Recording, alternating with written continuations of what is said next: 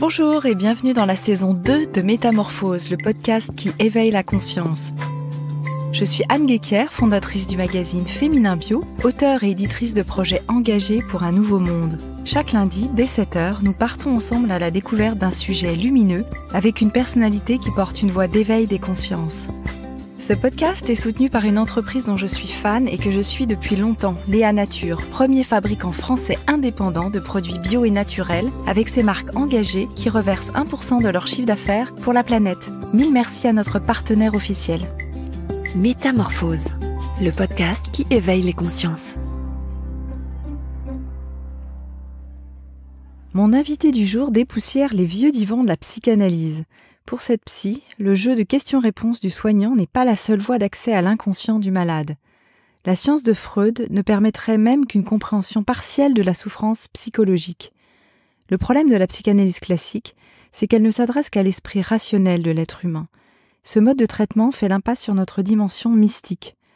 La spiritualité est pourtant une voie incontournable vers la guérison. Dans ces séances, elle combine la psychanalyse à l'hypnose, la respiration holotropique et le chamanisme. Ces états modifiés de conscience permettraient une guérison de l'âme. J'ai le plaisir d'accueillir Martine Gerco, avec qui nous allons parler de thérapie intégrative, incluant les états modifiés de conscience. Bonjour Martine. Bonjour Anne. Alors cette première question, à vous qui êtes psychologue clinicienne, psychanalyste et psychothérapeute, vous rêvez d'une interdisciplinarité qui feront fi des clivages en fait entre la psychanalyse et la mystique, entre intra-analytique et extra-analytique. Comment est-ce que vous voyez aujourd'hui l'évolution des différents courants thérapeutiques ? Comme je l'ai écrit, moi je rêve de cette interdisciplinarité où il n'y aurait plus de clivage entre les différentes approches et je crois que ça serait vraiment extraordinaire pour le bien-être du patient. Comme je dis souvent qu'il est dommage qu'il y ait de tels clivages entre la médecine classique et la médecine holistique. C'est un exemple que je cite souvent, mais j'aime à le répéter en espérant que ce sera entendu, qu'un patient qui a un cancer aura beaucoup plus de chances de rémission si il est traité à la fois par la médecine classique et par la médecine holistique. Et ça entraîne aussi une prise en charge globale du patient et puis aussi une prise en charge personnelle du patient qui n'est pas uniquement dans les mains d'un savoir, mais qui bénéficie d'une pluralité d'approches. Et je pense à une de mes patientes qui a eu un cancer du sein, qui a été extrêmement bien opérée, qui a eu des séances de radiothérapie et elle disait elle-même que si elle n'avait pas fait des séances de psychothérapie, moi je la suivais en psychothérapie, des séances d'acupuncture, elle voyait un homméopathe, elle faisait du yoga, elle n'aurait pas pu aller aussi facilement vers le chemin de guérison.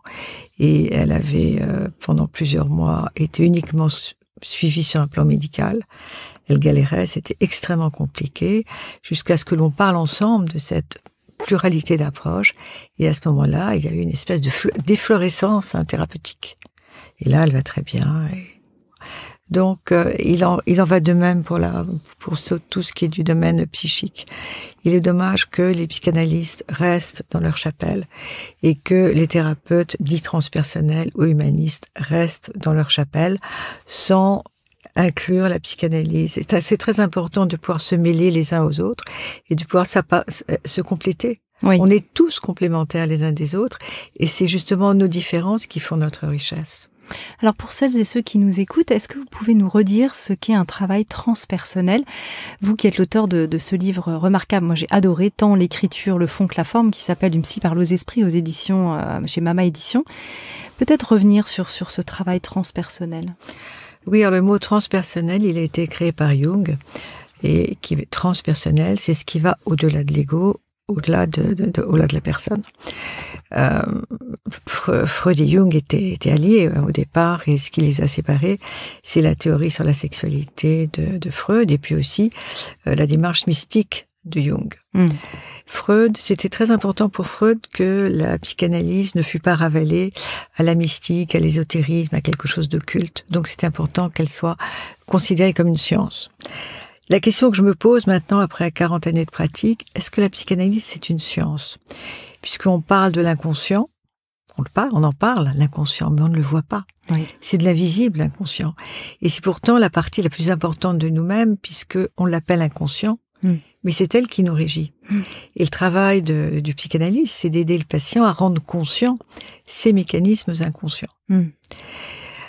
Et à la fin de sa vie, Freud disait que s'il devait revivre, il s'intéresserait de beaucoup plus près à l'occulte. Il est connu effectivement pour avoir prononcé ce type de paroles. Tout à fait, tout à fait. Et puis il écrit de très beaux textes sur la télépathie. Il s'est intéressé à tout cela, mais dans le secret. Quand la psychanalyse naît à Vienne, Vienne est une ville extrêmement antisémite, très conservatrice, et il ne faut surtout pas qu'elle soit identifiée au judaïsme, à la mystique juive, parce qu'il Freud vient d'une famille de mystiques. Il a un grand-père ou un arrière-grand-père qui est talmudiste, kabbaliste, et puis ce travail sur le mot, sur l'inconscient, c'est totalement juif. La psychanalyse, c'est une approche très très juive, très talmudiste. Dans le judaïsme, on parle du pile-poule, on déchiffre les mots, une question renvoie à une autre question, c'est un questionnement incessant.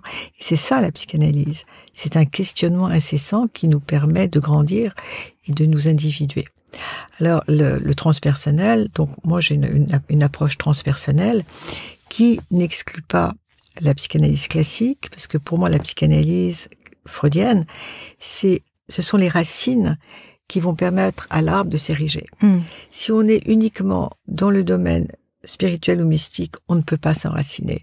Moi, j'aime beaucoup l'approche jungienne, mais je trouve qu'elle manque de la rigueur clinique dans son cadre. Et je pense qu'il est souhaitable, comme l'a fait Stanislas Grof, c'est d'inclure les deux approches. C'est le père de la respiration holotropique, on y reviendra longuement. Alors, vous vous intéressez dans votre pratique aux états de conscience modifiés, justement, ou qu'on appelle aussi les états non ordinaires, avec des outils comme la respiration holotropique, la régression sous hypnose, le MDR, le chamanisme, la danse, la peinture, le tambour, les plantes entéogènes, le jeûne aussi. Là, j'en ai cité plusieurs. Alors, j'imagine que dans une pratique, vous ne mettez pas tout dans un shaker pour tout utiliser. Non, surtout pas les plantes entéogènes. On n'a pas le droit en France. Alors, les outils psy plus classiques vous ont semblé insuffisants pour des souffrances non psychogènes. Alors, c'est-à-dire, justement, comment est-ce que vous utilisez ces outils, par exemple ? En fonction de... Bon, les patients viennent me voir d'abord parce qu'ils savent que j'ai une formation classique, ce qui est un garant de sérieux, parce qu'il y a une telle efflorescence d'approche que le public, qui est en quête d'un thérapeute, ne sait plus à qui s'adresser. Donc, ils savent que je suis psychologue clinicienne, psychanalyste, et que je suis un peu comme une artiste avec une palette dotée de différentes couleurs, et en fonction du patient qui vient me voir, de sa demande, de ce que je ressens de cette demande et de sa souffrance, je vais harmoniser les couleurs entre elles. Alors les états modifiés de conscience, c'est sûr que c'est passionnant, ça séduit énormément, mais il y a quand même des contre-indications. Je ne mettrai jamais quelqu'un en état modifié de conscience s'il a un moi fragile, s'il a une fragilité psychologique, une difficulté d'ancrage. À ce moment-là, il n'y a rien de tel que d'avoir le patient face à face pour l'aider à s'ancrer. Un patient qui est sous médicament, vous ne mettez ni sous hypnose, vous ne lui proposez pas de MDR ou de pratiquer la respiration holotropique. Ça serait une hérésie. Il faut vraiment raison garder. Oui, donc en fonction de la personne que vous avez en face de vous, vous puisez dans votre palette d'outils pour voir ce qui est adapté de faire, c'est ça ? Oui, parce qu'on a beaucoup parlé de l'approche chamanique, de la respiration holotropique. Alors, donc les gens viennent avec une demande. Voilà, j'aimerais suivre avec vous, faire avec vous ce parcours. Mais d'abord, il y a une anamnèse. J'ai plusieurs entretiens préliminaires avec le patient qui vont me permettre de cerner quelle sera l'approche la plus efficace pour lui. Et ça sera assez souvent l'approche la plus efficace, la plus thérapeutique, ne sera pas nécessairement celle pour laquelle il est venu me voir. Oui, bien sûr. Il n'y a pas d'effet magique. Oui, bien sûr, c'est vous qui faites aussi de l'analyse. Alors, ce sont des événements qui, dans votre vie, comme des agressions graves, qui vous ont conduite à vous intéresser à ces thérapies. Qu'est-ce qui a eu comme moment de bascule qui a fait que vous avez eu envie de, ce que vous racontez aussi dans votre livre, de vous intéresser à tout ça? Alors, la respiration holotropique, ça n'est pas un événement dramatique qui m'y a conduite.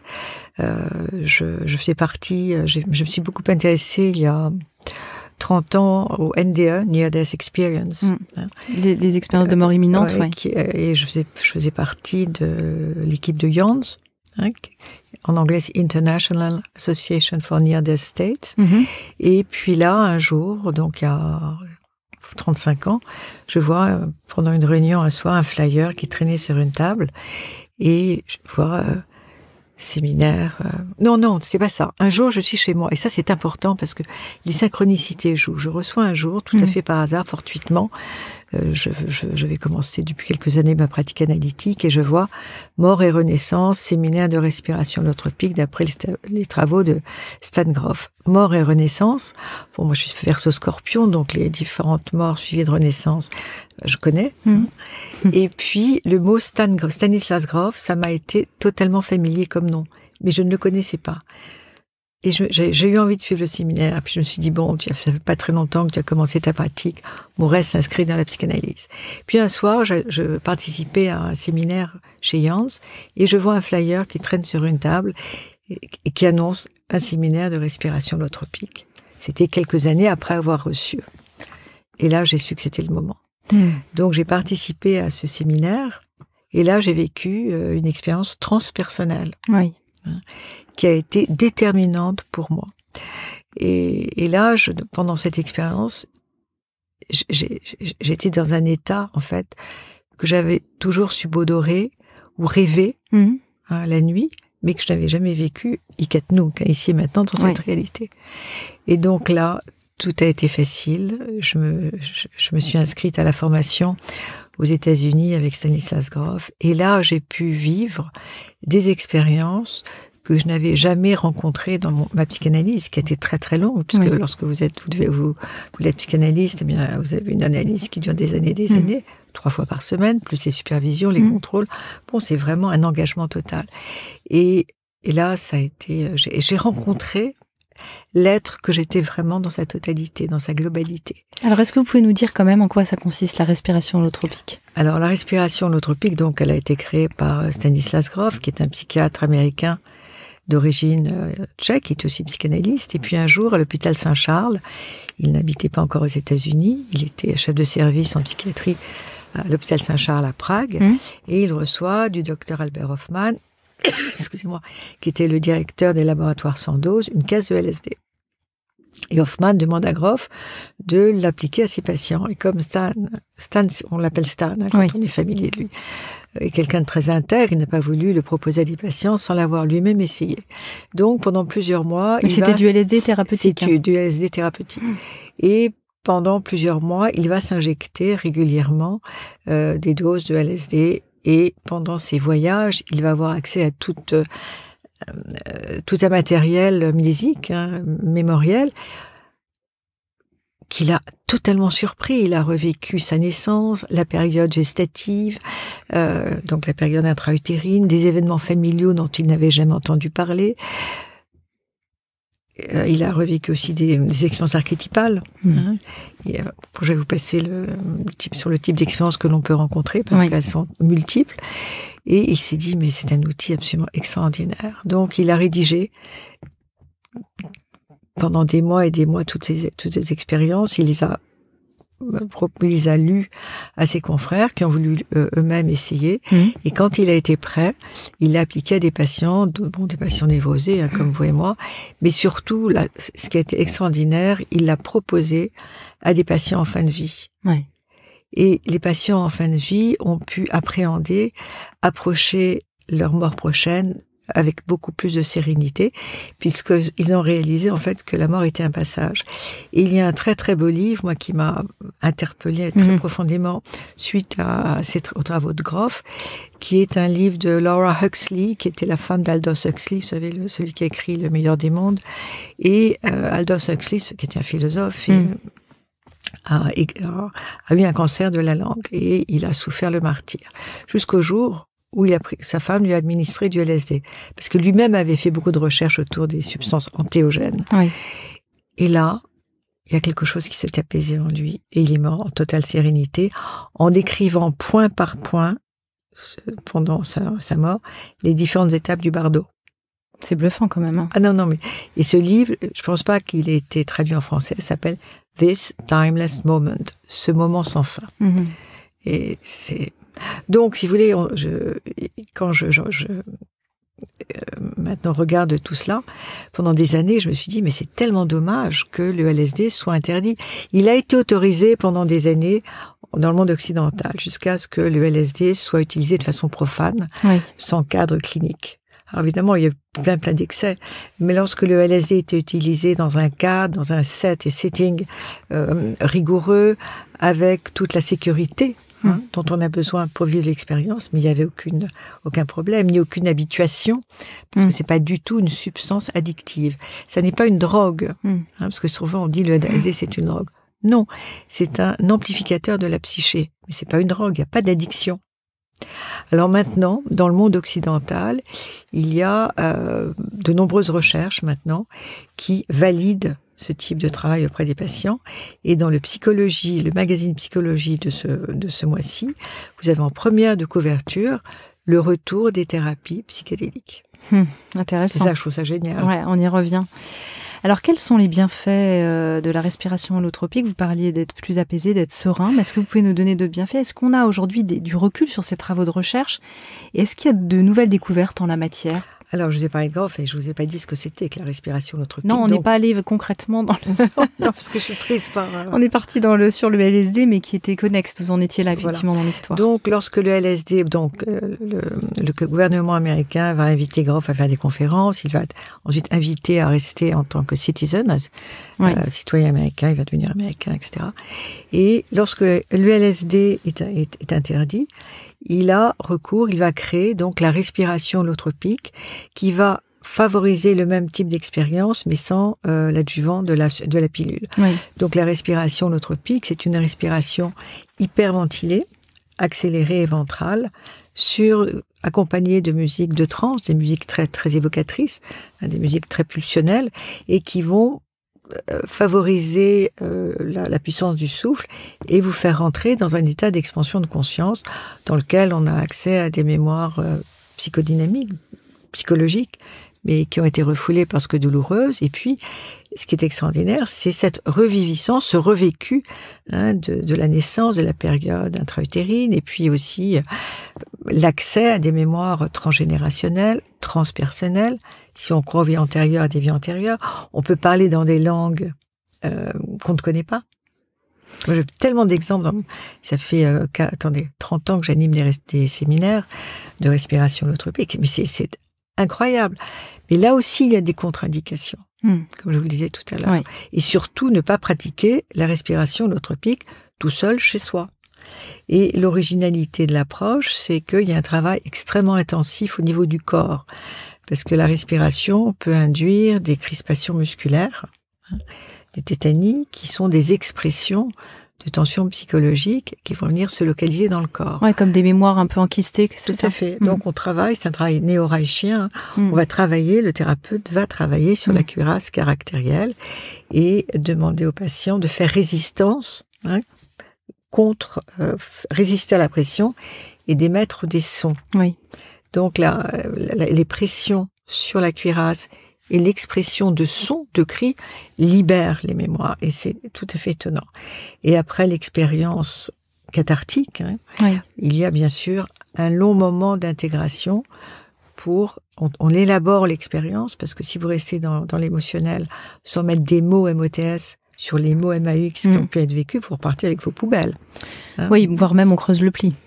Voilà, donc c'est vraiment important de mettre en parole, de mettre en mots ce qui a été vécu et de faire un travail analytique, d'analyser, de symboliser ce qui a été vécu. Alors ça prend aussi sa source dans le Rebirth, c'est ça, qui a été initié, vous parlez des travaux reichiens à l'instant, William Reich, c'est le cas? Alors, c'est sûr, Léonard Orr, c'était pas un thérapeute, il était pas psychothérapeute, et sa méthode, en fait, la respiration hyperventilée, elle est pratiquée par tous les grands mystiques. Oui. Léonard Orr n'a rien inventé. Et il n'a pas théorisé. Moi, je déforme Rebirth aussi. Mais ça va beaucoup moins loin parce que il n'y a pas de travail au niveau du corps, il n'y a pas de musique, il n'y a pas d'intégration. Donc, souvent, les praticiens qui pratiquent le Rebirth vont faire respirer la personne. Bon, et ça dure 1 heure et puis après, ciao. Alors que c'est vraiment important qu'il y ait une élaboration verbale et puis de travailler au niveau des tétanies. Parce que c'est ce travail au niveau du corps... Des cuirasses, en fait, oui. Qui va permettre aux mémoires de s'ouvrir. de se libérer, et puis de disparaître quand elles ont été douloureuses. Donc l'originalité de Grof, parce qu'il est psychiatre, il est psychanalyste, donc c'est un clinicien. Oui. Or, n'était pas un clinicien. Alors justement, tout à l'heure, je demandais quelles étaient aujourd'hui les dernières recherches un peu. Est-ce que ça se développe beaucoup, la respiration holotropique, en tout cas aux États-Unis? En France, on en parle peut-être un petit peu moins. En France, on en parle moins parce que les Français sont frileux, parce qu'il y a des guerres de chapelle, il y a des guerres de clans, et que chacun cherche un peu à préserver ce qui lui est propre. Et maintenant, si vous voulez, après 40 ans d'expérience, je me suis autorisée à écrire tout cela. Il est évident qu'avant, peut-être, j'aurais été plus craintive. Et je me dis, ça me fait penser à un livre de Dolto que j'avais adoré, qui est paru quelque temps avant sa mort. Bon, elle avait 80 quelques années. Je crois que ça s'appelle Autobiographie d'une psychanalyse. Ce sont des interviews. Et elle ose dire qu'elle est très en lien avec son mari Boris, qui est dans l'au-delà, et qu'ils se parlent. Françoise Dolto, lacanienne, qui dit ça. Ouais. Et puis que lorsqu'un patient va mal, notamment un enfant psychotique, quand elle le raccompagne à la porte de son appartement, elle le confie à ses guides. C'est intéressant quand même. Je trouve ça génial. Il faut toujours écouter ces grands penseurs en fin de vie, visiblement. Voilà, ils ont des choses à révéler intéressantes. Ils n'ont plus rien à prouver. Bien sûr. Qu'est-ce qu'on va dire? Bon, ils sont libres dans leur... Oui, bien sûr. Ils sont libres. Et je parle d'un de mes vieux analystes que j'ai adoré, qui s'appelait Octave Manoni, qui avait été un compagnon de Lacan. Mais il était d'une telle liberté de penser, d'une telle ouverture et d'une telle gentillesse. Et c'est ça aussi que souvent les psychanalystes ont oublié, parce qu'ils sont souvent claquemurés derrière une théorisation toute puissante. Ils oublient ce sont des êtres humains, et que eux aussi, ils ont souffert à un moment de leur vie. Et ça, on ne doit pas l'oublier. Oui. Alors, vous dites à propos de la respiration holotropique que vous avez découvert le plaisir de la métamorphose. Alors, comme ce podcast s'appelle Métamorphose, j'ai trouvé ça très, très charmant. Et Georges Grodek, que vous citez, dit l'alpha et l'oméga de toute thérapeutique est de respirer à fond, justement. Alors, c'est aussi métaphoriquement, mais c'est sûr que lorsqu'on ouvre sa capacité respiratoire, on s'ouvre à la vie. Et puis aussi, notre rapport à notre corps change. Quelqu'un qui est voûté, j'en ai vu dans mes groupes, qui arrivent en thérapie, sont voûtés, ils n'arrivent pas, leur souffle est coupé. Et puis, au fur et à mesure qu'ils vont apprendre à respirer, il y a une ampleur qui se crée. Ils se redressent et ils respirent la vie. L'important, c'est de respirer à fond. Mais aussi, c'est de respirer la vie, c'est d'ouvrir les fenêtres, c'est d'ouvrir les volets de son être. C'est ça qui est vraiment important. Et c'est ce que permet le travail psychothérapeutique dans une approche plurielle. Si c'est uniquement une approche verbale, je pense qu'on va beaucoup moins loin. Si c'est uniquement une approche corporelle, sans qu'il y ait de symbolisation, sans qu'il y ait d'intégration verbale, ça va pas très loin. Donc, l'important, c'est de pouvoir mixer tout ça. Oui, nous sommes un tout. On est un tout, on est un être holistique. Oui, absolument, ça prend tout son sens. Oui. Voilà, et la respiration holotropique, holotropique, ça vient de holos, la globalité, et tropique, trépéine, se déplacer vers. Donc la respiration holotropique, elle nous met vraiment en face de notre globalité, puisque dans cette approche holotropique, une approche freudienne, puisqu'on élabore, on parle, une approche jungienne, c'est une approche spirituelle, il y a une approche reichienne, au niveau du corps. Il y a Otto Rank aussi, qui a été le précurseur qui a écrit le premier livre sur le traumatisme de la naissance. Donc c'est une approche globale et qui nous globalise. Et ça, je trouve ça merveilleux. Et j'ai essayé sur moi, puisque avant de pratiquer une approche, on la vit sur soi en tant que patient. Bon, j'ai été formée aussi à Esalen, en Californie, qui est le point de départ de toutes les thérapies humanistes. Et vraiment, pour moi, la respiration holotropique, c'est vraiment un outil majeur. C'est vraiment un outil qui nous permet de travailler sur toutes ces strates. Vous parlez aussi de chevauchée immémoriale à propos de la thérapie holotropique, la respiration holotropique. C'est vrai que moi qui pratique un art corporel qui s'appelle le Wu Tao, on parle, qui est très inspiré aussi des travaux de William Reich, on parle aussi de ces chevauchées au niveau du souffle. Qu'est-ce que vous voulez dire par chevauchée immémoriale ? Pour moi, le souffle, effectivement, c'est comme une chevauchée avec différents tempos, avec différents rythmes. Et cette chevauchée, elle nous emmène dans des mémoires sans fin. C'est comme les poupées russes. On vit une mémoire, et puis ça s'ouvre sur autre chose. Hein, c'est comme des miroirs sans fin. Et c'est ça, dans la respiration holotropique, il y a quelque chose qui se continue, qui se poursuit sans fin. Oui. Et chaque fois que l'on pratique une expérience holotropique, c'est différent. Quand on se rend régulièrement chez son thérapeute, on a vraiment l'impression que l'on répète les choses. Or que si on fait confiance à la dimension du souffle, à ce moment-là, le souffle nous emmène. Le souffle, c'est un peu le cheval. Oui. Mais pour que le souffle vous emmène, c'est vraiment important que vous vous engagiez dans le souffle. C'est-à-dire qu'il y a un effort à faire. Ça ne se fait pas tout seul. Si vous ne respirez pas, ça peut être fatigant. Hein, si vous n'allez pas profondément à l'intérieur de vous et donner de vous-même dans l'inspire et dans l'expire, rien ne se passera. Il y a quelque chose aussi de volontaire, de participatif, de coopératif. Oui. Et l'important, c'est la seule intention à avoir, c'est je me donne au souffle. Voilà, au départ. Et puis après, c'est le souffle qui vous emporte. Mais si vous vous endormez et puis vous dites oh, c'est fatigant, je suis fatigué, et que vous ne respirez pas, rien ne se passera. Or que si vous prenez du LSD, c'est la pilule qui fait son boulot. Oui. C'est quand même une différence majeure. Bien sûr. Oui. Bien sûr. Alors, quel pont, Martine Jerko, faites-vous entre la respiration holotropique et le chamanisme, ou plus exactement le core shamanism? Vous avez fréquenté pendant 3 ans une école de chamanisme occidental à Santa Fe avec Sandra Ingerman et Michael Harner aux États-Unis. Qu'est-ce que vous avez découvert à ce moment-là? Alors, 3 ans, oui, j'ai suivi l'enseignement des 3 ans de la FSS, qui a été créée par Foundation for Shamanic Studies, qui a été créée par Michael Harner, mais bon, ça fait des années, beaucoup plus que 3 ans. Oui, il est décédé, d'ailleurs. Oui, voilà. Oui. Donc, il y a un enseignement sur 3 ans, mais j'ai fait tous leurs enseignements, j'ai suivi tous leurs séminaires sur plusieurs années.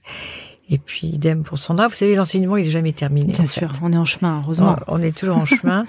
Et c'est ce que je trouve passionnant dans la vie, c'est toujours s'ouvrir des portes continuellement. La respiration, comment j'ai connu le chamanisme, comment j'ai connu Michael Harner, par Stan Grof, puisque Stan Grof l'invitait à venir faire des conférences pendant la formation, et il nous a initiés au voyage au tambour, et puis ensuite j'ai souhaité poursuivre. Donc en fait, ce qui m'intéresse, c'est surtout les ponts que vous faites entre les deux, entre la respiration holotropique et ce qu'il appelait, ce qu'elle appelle toujours le core shamanism. La respiration holotropique, c'est un état chamanique. L'état chamanique, c'est un état de conscience non ordinaire, auquel on peut accéder par le souffle, par le tambour, par la pulsation régulière du rythme du tambour, par le jeûne, par des différents types de déprivation sensorielle. Donc pour moi, il n'y a aucune différence, je dirais, entre l'état de conscience élargi avec la respiration holotropique et avec le tambour. Et souvent, quand je fais, par exemple, un soin chamanique, je propose, ou bien quand je propose aux personnes de rencontrer un animal de pouvoir, au son du tambour. Parfois, ils n'y arrivent pas. Parfois, un animal de pouvoir, c'est un animal totem, c'est ça? Parfois, ils n'arrivent pas à rencontrer cet animal parce qu'ils sont surpris. Le son du tambour, c'est un son auquel il faut être habitué. Oui. C'est pas un son facile, ça peut être un son très dérangeant. Donc à ce moment-là, je joue du tambour, je fais chanter mon tambour et je leur demande de se mettre en hyperventilation. Donc pour moi, c'est vraiment 2 techniques complètement complémentaires. Puis ensuite, c'est aux thérapeutes, aux praticiens chamaniques aussi d'organiser sa pratique aussi en fonction de ce qu'il est. Pour moi, c'est vraiment indissociable. Oui, les deux sont indissociables. Oui. Et qu'est-ce que vous avez découvert à travers le chamanisme? Vous dites que tout travail psychologique est une odyssée personnelle. Et quels pourraient être les écueils et plutôt les voies à suivre? Justement, on parle beaucoup de néo-chamanisme, on en discutait un petit peu hors antenne. C'est vrai que les gens sont un petit peu perdus. Tout le monde a envie de se dire chaman, de faire du chamanisme, mais ça devient un peu n'importe quoi. Mais c'est grotesque. Et là, je m'érige. Les gens vont faire 2 séminaires, ils vont dire qu'ils sont chamans. Non. Et Michael, Harner et Sandra ne disaient jamais qu'ils étaient chamans. Ils disaient qu'ils étaient des occidentaux avec une pratique du chamanisme. On ne dit pas qu'on est chaman. On en parlait tout à l'heure. Les chamans sont ceux qui appartiennent au peuple premier, qui vivent dans la nature, qui sont en contact avec cette vivance de la nature. Nous, on habite la ville. Donc, on a une connexion avec le monde qui est totalement différente. On est des occidentaux. Et je crois que c'est important aussi de ne pas perdre de vue d'où on vient. Oui.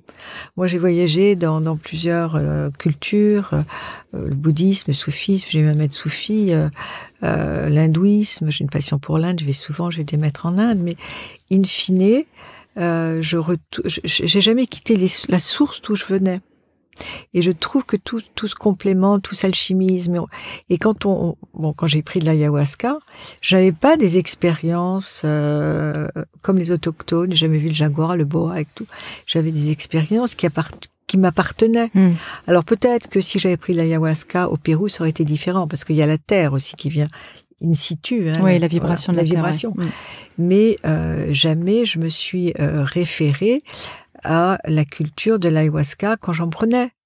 Je sais pas si vous comprenez. Absolument, oui. Vous voyez, on ne doit pas perdre de vue d'où l'on vient. Et ce sont nos racines. Bien sûr. Et si on perd ses racines, à ce moment-là, on se déconnecte de la réalité. Et c'est aussi ce dont on parlait hors antenne. Oui. Et le corps chamanisme, c'est quoi alors? Qu'est-ce qui vient? Le corps chamanisme, c'est le chamanisme qui a été reconstitué par Michael Harner à partir de ses études auprès des Jivajo, il a pris beaucoup d'ayahuasca en Amazonie, et puis il s'est intéressé aux traditions amérindiennes aussi. Il a reconstitué une espèce de corpus adapté aux Occidentaux. Et ce que je vous disais, c'est qu'il n'acceptait jamais personne dans ses formations qui n'ait fait un travail psychothérapeutique. Et il nous disait toujours, quand vous aurez une pratique, si un jour vous avez une pratique, brûlez toutes les notes que vous avez prises, parce que c'est là aussi le danger, c'est que le chamanisme, c'est une approche de révélation directe. Donc, il n'y a aucune théorisation autour du chamanisme. Donc, si on n'est pas déjà ancré en soi, on peut vraiment aller de tous les côtés. En même temps, comment savoir si on est vraiment ancré en soi, dans le sens où ça va ouvrir des portes tellement inconnues que est-ce que c'est pas à ce moment-là qu'on vérifie si justement on est ancré ou pas? Absolument. Et pour devenir chaman, il y a le chaman va vivre une crise initiatique qui s'appelle le démembrement. La crise initiatique, ça peut être une crise psychotique, un accident, une maladie très grave dont il va se tirer. Et moi, j'ai vécu 2 expériences durant lesquelles j'aurais pu mourir et qui ont été à l'origine vraiment de mon engagement dans cette voie. Oui, on revient à ma question du début. Oui. Ça a été la première, j'en parle dans mon livre, je suis agressée chez moi par 3 gangsters qui font éruption dans mon cabinet et l'un pose un revolver armé sur ma tempe. Bon, je vais la faire courte, tout est écrit dans mon livre. Oui. Et donc je m'en tire, mais le soir, je suis très mal. Et un de mes filles s'appelle un copain psychiatre qui me dit, mais écoute, je vais venir et je vais te mettre sous neuroleptique. Non, pas neuroleptique parce que je suis pas délirante, mais sous anxiolytique et antidépresseur. Je dis, écoute Pierre, on attend 2 jours, je vais prendre mon tambour, j'ai une approche du chamanisme, je vais prendre mon tambour et puis je vais me connecter à l'univers et je vais voir ce que je vais obtenir comme réponse. Donc je prends mon tambour et je me dis, Martine, il y avait une voix intérieure, fais confiance. Donc, et je demande à mes esprits guides, comment puis-je me libérer, me guérir de ce stress post-traumatique? Et la réponse a fusé très très clairement, pain, en français et en anglais, parce que je suis dans les 2 langues. Et à l'époque, j'habitais dans le 6e, à Montparnasse, donc j'ai acheté tout un matériel. Et pendant à peu près 9 mois, j'ai peint sans arrêt. Entre les patients, la nuit, je n'étais jamais fatiguée. Je n'avais jamais appris à peindre. Oui, ça vous avait jamais. Oui. Donc, c'est la création, en état d'expansion de conscience, qui a émergé. Et comment elle a émergé et pourquoi elle a émergé? Parce que j'avais vécu cette crise, qui était comme une crise de démembrement. Idem avec la 2e agression. Avant d'être agressée, j'étais avec un patient. Et j'entends une voix me dire, tu ne vas pas ressortir vivante, tu vas être menacée d'un poignard. C'est étonnant quand même, parce que les 2 histoires se ressemblent. Vous êtes agressé chez vous dans les 2 situations. Bon, 2 appartements différents. Et cette voix que j'ai entendue, avec le patient précédent, le dernier patient qui va m'agresser, cette voix en clairaudience, je me suis dit, mais t'es complètement folle. Je pensais que c'était le patient qui était dans mon cabinet, qui allait m'agresser, et c'est le patient suivant. Et quand il m'a menacé d'un poignard, ce patient, à ce moment-là, il y a une force qui m'a propulsée de mon fauteuil et j'ai sauté du 1er étage. Et je me suis tout cassé. Dans mon dos, j'ai une arthrodèse, j'ai eu 3 vertèbres lombaires de brisées, j'ai le bras encloué, j'ai une double fracture de l'humérus. Bon, je vais pas revenir là-dessus. Mais j'ai utilisé, si vous voulez, cette deuxième expérience. Donc, j'ai été immobilisée pendant 2 mois. Enfin, combien de temps se passe entre les 2 événements? La première agression, ça a lieu pratiquement 1 an jour pour jour après le décès de mon père. C'était en 2007. 9 ans. D'accord. Ah oui, donc il se passe quand même du temps entre les deux agressions. Ouais. Et donc, je me suis dit, mais je dois donner du sens à ce qui s'est passé. Et pour moi, c'était des crises de démembrement. Vous l'avez su après, ça, ou vous le saviez déjà? Je le savais déjà. Ouais. Et je me suis dit, mais oui. Et puis 9 ans après, hein, c'est un cycle. Oui, c'est vrai. Et c'est après cette deuxième expérience que j'ai pu mettre en forme aussi mon livre. Parce que j'avais du temps, parce que j'ai pas exercé pendant 6 mois. Mais quand j'ai vécu, j'étais hospitalisée pendant plusieurs mois, il y a la convalescence, j'ai chopé en plus une maladie nosocomiale, donc on m'a opéré 2 fois, enfin j'étais crucifiée. Donc dans ce moment de souffrance terrible, dans ce moment obscur, hein, je dis toujours, mais c'était vraiment la nuit noire de l'âme. Oui. Et puis, petit à petit, il y a la lumière qui commence à émerger. Et puis on s'aperçoit qu'on a des ressources.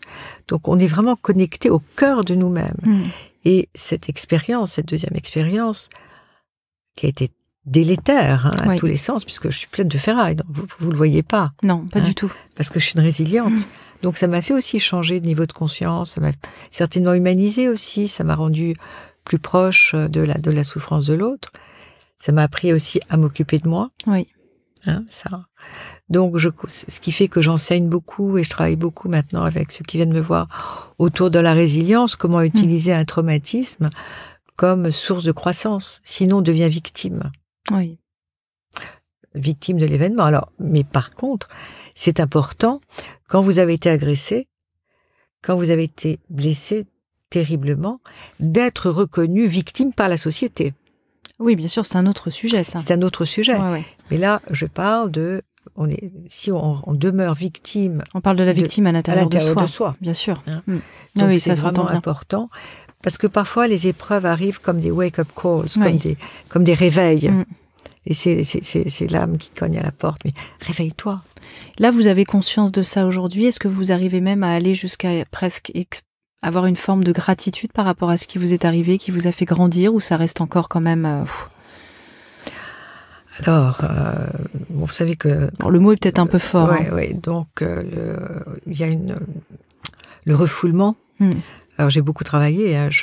Pendant... ça s'est passé il y a 3 ans. Donc, j'ai refait une psychothérapie. Une fois par semaine. Je travaillais là-dessus. J'étais sous antidépresseurs, je ne m'en cache pas, parce que je pouvais pas... Enfin, j'étais fracassée. Il a fallu que mon corps se rééduque complètement dans une souffrance terrible. Bon, j'ai eu la chance d'être entourée de beaucoup d'amour, mais ça a été une expérience terrible. Et je me dis aussi certainement une expérience initiatique. Et je suis dans la gratitude, non pas par rapport à l'événement, je suis en gratitude par rapport à l'univers, par rapport à la vie, d'être dans l'état dans lequel je suis. Et ça m'a certainement décuplé. Bon, je suis très gourmande de la vie. Et ça a certainement décuplé encore plus mon amour et du fait de la vie. En fait, souvent on perd notre temps, on procrastine, etc. Et moi, je me ressens dans une espèce d'urgence. Mais écoute, ne perds pas de temps. Parce qu'à n'importe quel moment, tu peux être rapté. Tu peux être, et ça, j'ai envie de le dire à tout le monde, on n'a pas de temps à perdre, en fait. Et parfois, on le perd tellement inutilement. Et on se fait des nœuds dans la tête, on psychote, c'est ça, pour des trucs qui en valent pas la peine. Donc, donnons du sens aux choses qui nous importent. Bah, bien sûr, oui. On était sur tout ce qui était... en même temps, je suis touchée par votre histoire. Comment distinguer un bon d'un mauvais chaman, justement, et comment être sûr qu'on est dans un cadre sécuritaire, pour finir un peu sur ce chapitre du chamanisme. Ce qui est le cas du grand chamanisme, mais pour des personnes qui ne se tournent pas vers cette voie, et beaucoup de gens aujourd'hui cherchent des chamans un peu dans tous les coins. Alors, le chaman, bon, Pourquoi on va voir un chaman? On va voir un chaman parce qu'on n'est pas bien dans sa vie affective, parce qu'on a une maladie, parce qu'on est à une croisée des chemins et on ne sait pas quel chemin prendre. Est-ce qu'on peut vouloir voir un chaman pour simplement s'élever, s'éveiller? Alors, dans l'enseignement de Sandra German et Michael Harner, c'est pas le chaman, enfin, le praticien qui va vous donner les réponses. Il va vous apprendre à voyager, à rencontrer un animal totem ou un guide, et c'est vous qui allez poser des questions à ces enseignants, que sont les animaux totems et les guides. Quand on fait un soin à quelqu'un, une extraction ou un recouvrement d'âme, on ne donne pas de détails sur ce que l'on a vu. Parce que sinon, c'est mettre la personne, c'est la suggestionner. Oui. Et, vous le dites bien, ça, d'ailleurs. Ah ben oui, c'est la personne.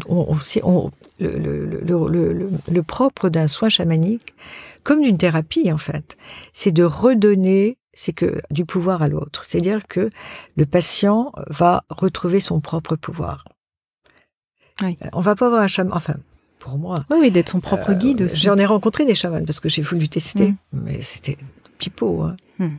Le chaman, c'est rencontrer, le vrai chaman, il est à l'intérieur de nous. C'est ça que j'ai envie de dire. Et personne ne peut nous donner de réponse. C'est très important, ça, je trouve, de le dire. Ouais, et que un soin chamanique, ça ne remplace ni un soin médical, ni une psychothérapie. Et un chaman qui vous dit, si vous arrivez, vous allez le voir, ben voilà, j'ai un cancer, voilà, je supporte pas la chimiothérapie, je sais pas quoi faire. Oh, arrêtez la chimiothérapie, arrêtez les médicaments, et moi je vais vous guérir. Vous vous rendez compte quelle arrogance, quelle prise de pouvoir sur l'autre. Donc là, ça doit faire une alerte rouge déjà tout de suite. Ouais. Mais attendez, c'est une prise de pouvoir, c'est une emprise, c'est mettre l'autre sous emprise. Le véritable guérisseur, parce que finalement, le chaman, qu'est-ce que c'est? C'est un guérisseur, c'est un médecin de l'âme, c'est un être qui est éveillé, qui est censé être éveillé. Mais dans les civilisations autochtones, les chamans, ce sont pas nécessairement des êtres éveillés. Il y a beaucoup de rivalité entre les chamans. Il y a des guerres de clans, enfin, il se passe beaucoup de choses. Donc là, on est dans le monde occidental. Pour moi, le chaman, c'est un guérisseur. Enfin, tel que je me vois, moi. Parce qu'on me dit tout souvent, mais toi, tu es une chamane. Je dis non, je suis pas une chamane. Au terme de 40 ans de pratique, je dirais que j'adore ce mot anglais, c'est healer. Oui. Parce que il y a healer, to heal and to cure. Donc, j'aide les gens à guérir dans leur âme, dans leur être, dans leur esprit. Mais je ne vais pas les guérir s'ils ont une maladie organique. S'ils ont une maladie organique, il faut qu'ils aillent voir un médecin. Et je pourrais les aider à aller mieux avec la complémentarité médicale. Oui. Sachant qu'il y a quand même beaucoup de maladies qui prennent aussi racine dans les émotions, les états émotionnels et psychologiques. Mais pour dire que la maladie est d'origine psychosomatique, encore faut-il que l'on ait fait toutes les investigations médicales, radio, IRM, scanner, biologique, qu'on soit sûr qu'il n'y ait pas d'organicité pour pouvoir aider la personne à voir d'où s'origine le problème. Que dit l'âme, hein, maladie, qu'a dit l'âme, qu'est-ce que dit le mal. Mais on doit d'abord être sûr qu'il n'y a pas d'organicité. Oui, d'accord. Bon, ça, c'est bien clair là-dessus. Alors, en conclusion, on arrive à la fin de ce podcast. Martine Giercau, ça passe très vite. Comment voyez-vous cette évolution de la quête de soi et de la guérison dans les années à venir, justement, dans cette complémentarité? J'espère que l'on va vraiment vers une complémentarité, qu'on ouvre des portes, des fenêtres, entre toutes ces approches.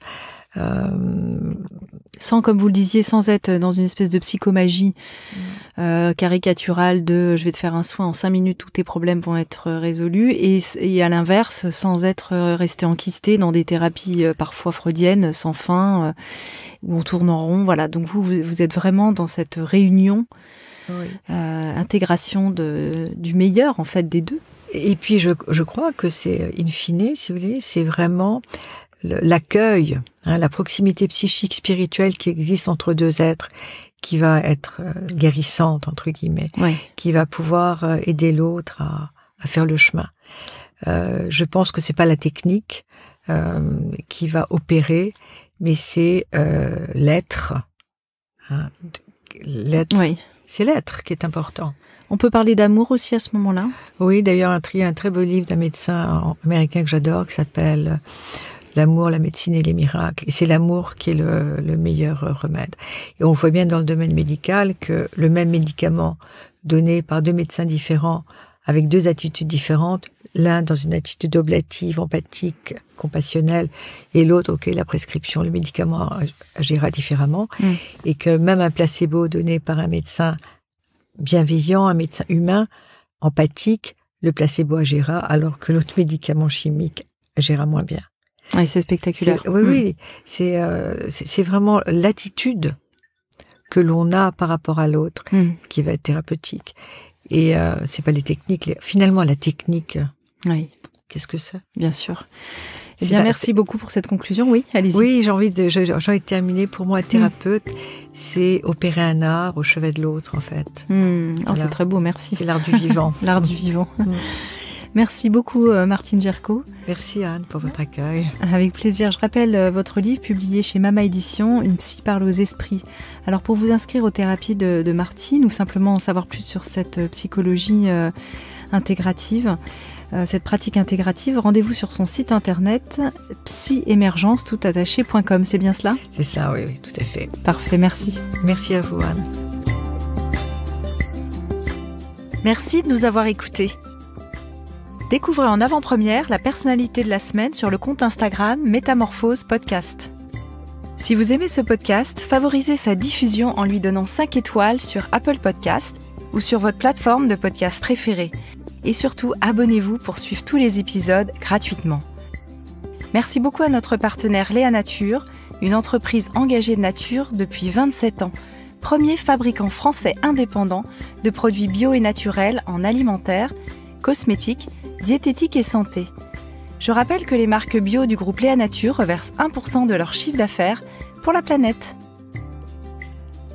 Métamorphose, le podcast qui éveille les consciences.